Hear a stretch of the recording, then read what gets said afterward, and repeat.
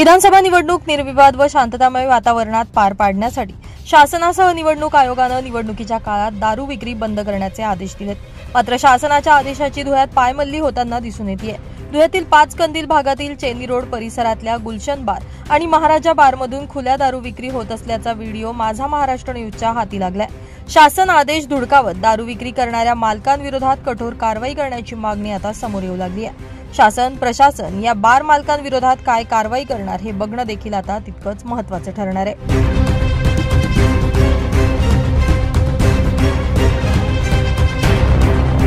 Bureau report, माझा Maharashtra news, Dhule.